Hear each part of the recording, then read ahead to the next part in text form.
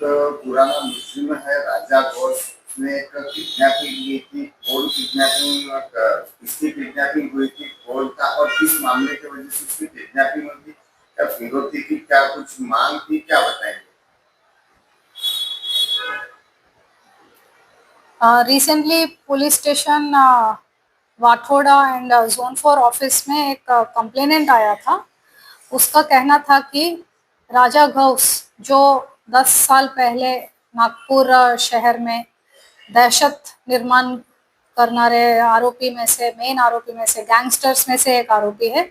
उस राजा घोष ने अभी रिसेंटली जेल रिलीज होने के बाद इस कंप्लेनेंट के साथ इलीगल धान का धंधे में पार्टनरशिप किया है और उसको कुछ पैसे दिया ये धंधा चलाने के लिए, और वो पैसे वापस मांगने के चक्कर में उसने उस कंप्लेनेंट का किडनैपिंग किया, खूनाचा प्रयत्न करने के लिए और खंडनी करने के उद्देश्य से उसने किडनैपिंग किया था। उसको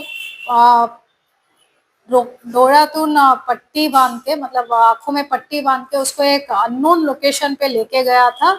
उसको बहुत मारपीट किया अपने साथीदारों के साथ मिलके, और उसने उसको उसके साथ बहुत ऑब्सीन तरीके का कृत्य भी किया है।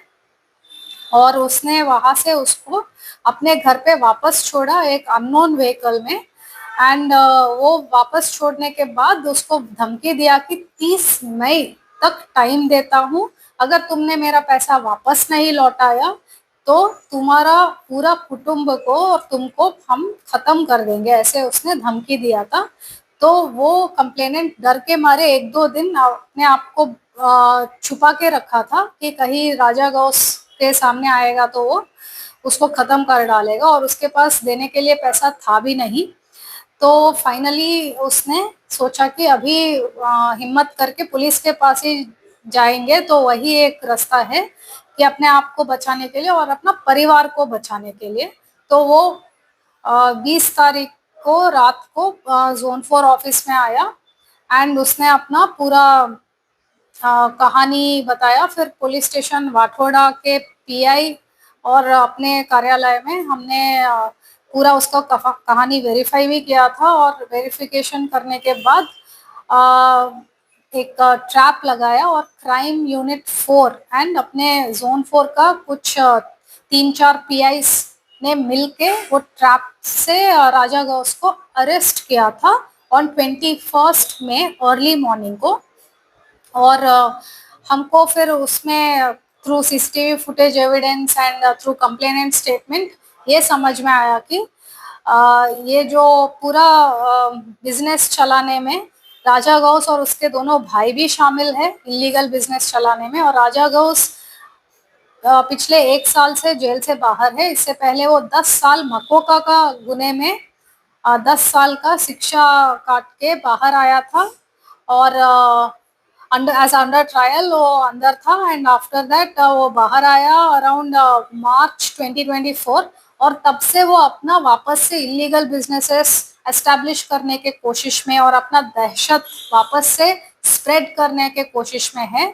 उसी दौरान ये प्रकरण भी हुआ, बट इसमें ऐसा हुआ कि कंप्लेनेंट ने हिम्मत करके अपने जोन 4 पुलिस के तरफ आया था विथ कॉन्फिडेंस, और within 2 hours after taking statement, written statement of complainant, हमने उसको अरेस्ट किया। और उसके साथ साथ उसका जो दूसरा बिजनेस पार्टनर है सलीम खान, उसको भी हमने अरेस्ट किया।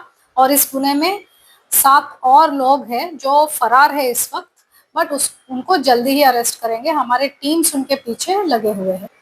राजा गौस का पुलिस कस्टडी 6 दिन का मिला है, और ये 6 दिन में हम प्रयास कर रहे हैं कि हमारा इन्वेस्टिगेशन का जो मेन रिकवरीज है एंड इधर एविडेंस कलेक्शन है वो परफेक्टली हो, और अपने आरोपी का क्लूज भी हम बहुत गैदर कर रहे हैं। वो ज़्यादा दिन फरार नहीं रह सकते हैं, इसका हमारे पास कॉन्फिडेंस है।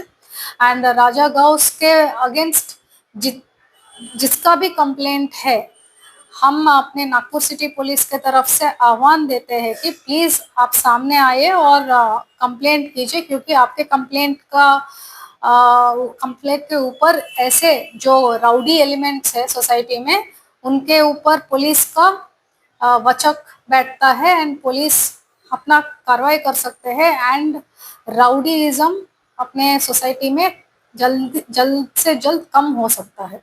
तो please come forward and give complaint, क्योंकि तभी हम उनको जल्द से जल्द पकड़ के वापस we can put them behind bars और हमारा सोसाइटी ज़्यादा से ज़्यादा पीसफुल रहेगा, free of street crime and extortion and other kinds of heinous crimes.